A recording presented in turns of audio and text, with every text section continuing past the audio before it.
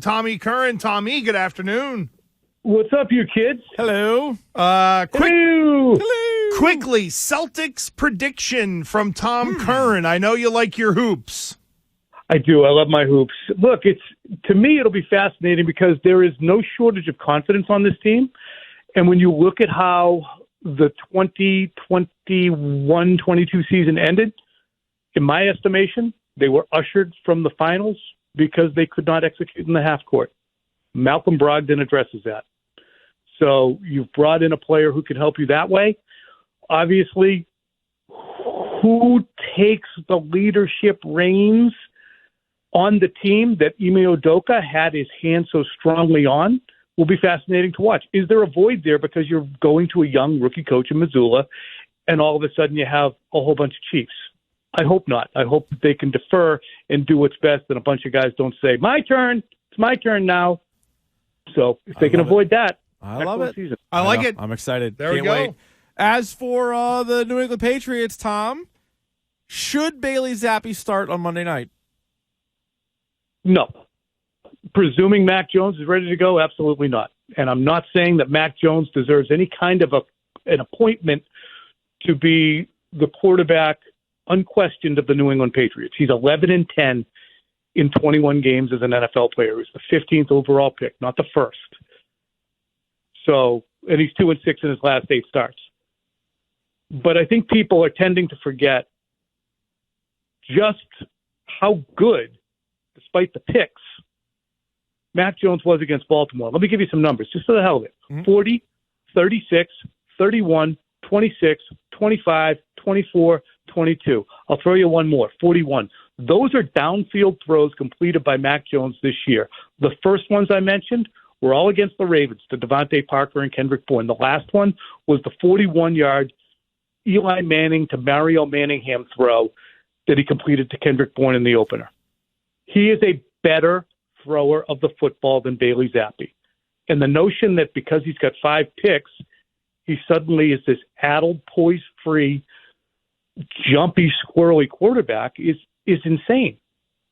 Tom, in a weird way, might we look back at Bailey Zappe playing these couple of games as a real point where Matt Patricia maybe sort of honed his skills of calling offensive plays, if you know what I mean? I think he was already sharpening his skills in week 2, honestly, Gresh. I mean, this ongoing book that every year is, I think in that chapter against Pittsburgh, we probably were on here on that Tuesday talking about that closeout stretch for the final 6:36 where they ended the game with the ball in their hands because they figured out how to mesh that wide zone and the inside gap runs. And Patricia was part of that. And Patricia was part of, the loss with the Ravens where they got it down the field and they managed it. And he was obviously part of what they did in Green Bay. So, I asked him if he was vindicated, and I got punctured pretty good on the other radio station in town. And I defy those people who did that to revisit what they forecasted Matt Patricia to look like and see what the offense looks like now and say that, yeah, he hasn't been better than he expected. So Patricia, much better than expected, and it has been a much better performance. Even Zappe aside, Andy. Mm-hmm. Zappe aside, I think he's been good. Yeah, and maybe this is also Patricia-related, but why do you think the tight ends have been so much more effective in the 2 games with Zappe than they were the 4 games with Mac or even the brief time with Hoyer? I wonder if it's protection. I wonder if it's they're allowed to get out into the routes more and spend more time because more time is being afforded to the quarterback because the offensive line is not having brain fart after brain fart. How about bad defenses? Like the past 2 weeks, these have not been great defenses. Yeah, and that's the weird thing is the qualifiers that we're going to attach to these wins, I think we're a little bit gun shy because of 2019 and 2021, where you look at a win and then afterwards, and we've always been that way around here though, but look at a win, you're like, well, that team sucked, regardless of how good it looked in the week prior. And I'm not saying Cleveland looked great, but we do tend to do that, and I wonder how much do the Patriots have to do with making those teams look crappy sometimes. Do you think that the Patriots will wait until Mac is almost 100% healthy, or if he can practice this week and it's the, hey, coach, I'm not injured anymore. I'm just hurt, but I'm ready to go. Does that factor in at all as to who they might play against Chicago? I think what Max said on your station yesterday was, what Bailey Zappe said on your station yesterday was probably the best indication of how soon Mac Jones will be back. If Mac Jones, limping around all week, wasn't ruled out until Saturday night and made the trip to Cleveland, the Patriots are waiting on him to put him in, regardless of what Bill Belichick hasn't said at the podium about Mac Jones being the starter when healthy.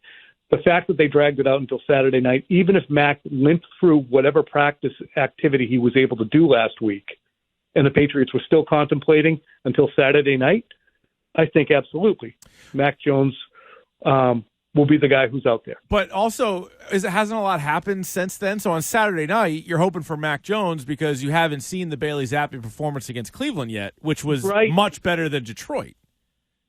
Right. So part of me thinks that's what Phil said. That's what old Phil Perry said when I mentioned it on the podcast. All right, good call by Phil. For 309 yards. Yeah. Well, that's my only thought, too, is because they wanted him out there. And then another thing I know that Phil did say, might have been on your guys' pregame, was that just from the eye test, Mac Jones looked like he might have been hobbling around worse on Sunday pregame on the field than he was even Thursday, Friday at practice back in New England. So if this guy isn't getting a whole lot better, even if in everybody's perfect world he's the starter, if he's not 100%, Bailey Zappe's got another opportunity to go up against a not very good team and maybe get a third straight win. Right. And I think in the overall, we're spending our time doing this because it's fun. It's enjoyable. It's interesting.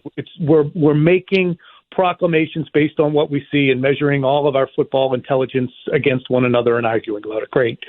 But in the end, this is a dream come flipping true for the Patriots. Not only did they get a 15th overall pick who's at the very least competent, possibly really good, but they found a fourth-round pick who's absolutely going to be able to show up in the spring next year and press him. So when you talk about, I don't see Bailey Zappe going out against the Chicago Bears and, throwing up all over his cleats. Good. I just don't see it. It just doesn't seem in the realm. And, Brady did things that didn't seem in the realm some weeks too. And so did Mac Jones in some weeks. But if you have to use them, big flipping deal. The Patriots should still be favored.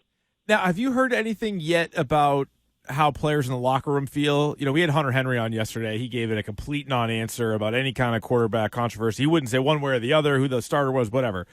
But because the offense didn't look as good the first couple of weeks, is there any bit of why not this kid? Or is it such a small sample really on both sides that nobody's really even talking about that yet? The intimations that I've heard and the conversations that I heard prior to Mac Jones even, actually in the week that he was hurt, he just got served such a poop sandwich with no bread throughout the entire offseason in the first 3 games because of all the drastic changes. Now, maybe Mac didn't embrace him and made life a little harder on himself with the questioning of what the aim was. But I think the reality of it is Mac Jones had to deal with the crappy stuff of the transition and the language change and the learning curve for Patricia and Judge. He had to deal with all that against some difficult teams and in difficult situations when Trent Brown and Isaiah Wynn were missing blocks. And now Bailey Zappe's enjoying this. The players that I talked to in that locker room were extremely sympathetic to Mac Jones' plight early in the season. So as a result, I can't imagine that they're saying, well, Bailey's playing good against these last 2 teams. I guess Mac can sit. I would imagine just in our general experiences, they're like, yeah, well, of course he is. Mac should get his job back. Tommy Curran of NBC Sports Boston here with Gresh and Keefe. He's with us each and every Tuesday here on WEEI. I know the trade deadline is right around the corner, and there's more rumblings about the Patriots wide receiving core. Is this all fluff, Tommy? Like, the Patriots might get some calls, but do they want to really move anybody out of this wide receiving group? Being that like, Jacoby Myers has come back as a part of Mac being gone as well, and he looks like a pretty important piece to this offense. He's in the final year of his deal as well. What is your read on the wide receiver room as we get closer to the deadline? If anyone would take Nelson Aguilar at his salary, I'm sure the Patriots would be delighted to say goodbye. Not because they don't like the guy or think he has no value, but when they signed him to the contract they did, 2 years and I think it was $22 million, $11 million a year. He's got like a $15 million cap hit, which has already been winnowed down, obviously. But he's a high, I think it's a $9 million salary. So whatever that is over 17 games, prorated, they'd love to be out from under that. But if they're not, there's still upside to it. So what could they get in return? It's funny. This is veering back into it. Someone says, I think it was like NFL philosophy or something on Twitter. A guy I follow is pretty entertaining. And he said, Mac Jones to Carolina for a first and a third. Who says no? Did we read the review? I bet both teams say no. Yeah, I would say both teams would say no, because then you're once again, hey, coach, we're going to hire you, but by the way, Mac's your guy. You have no say in that. Good luck. Here's $70 million. God bless you. Yeah. Like, that'd be a rough. And listen, I like Bailey Zappe, but we've also seen him for 2 games, so I'm not trading the quarterback right now. They're both cheap guys. I'm probably keeping them both, but you're right. It's entertaining. Kind of, keeps the conversation rolling. I like that. So that could be some trade deadline talk. I mean, you want to flip Bailey Zappe for Cooper Rush? Get Cooper Rush in here? I mean, there's all kinds of things you can do now. Look, with a capable backup quarterback, we saw it with Jimmy Garoppolo. I don't know if Bailey Zappe is going to turn into a player that Adam Schefter is saying he wouldn't be given up for 4 first-round draft picks. Right. As Jimmy Garoppolo was, but it'll be fascinating to see. The Patriots are in an awesome position. God bless them. For all the times we criticized their draft misses, the Cyrus Joneses and the Duke Dawsons and the Joanne Williamses, to get Stevenson, Barmore, Jones, Zappe, Thornton, Strange, Duggar, Jones, Jack Jones, Jones, Jones, all the Joneses.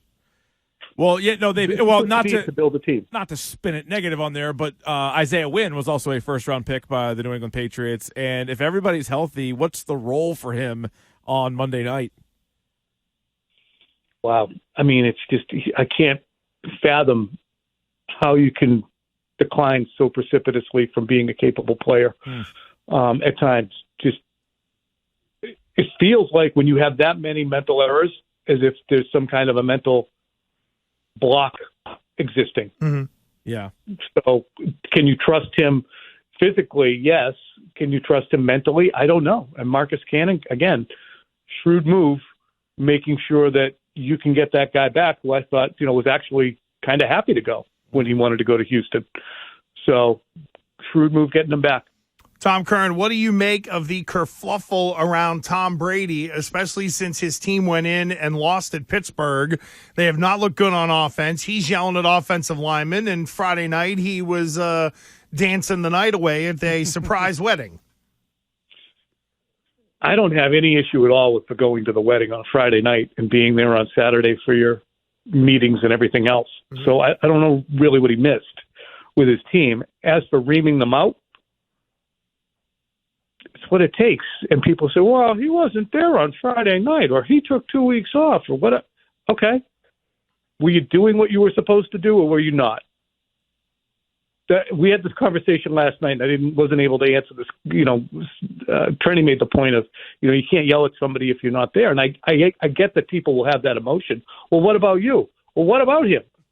Were you doing what you were supposed to do, or were you not? I'm guessing not. Interesting. Tommy Curran of NBC Sports Boston. He will be with Merlone, Fourier, and Mego Thursday at 4:30. And, of course, joining us on WEEI Football Sunday, getting ready for a Patriots game that will be played the next day. Tommy, thank you, man. We appreciate it.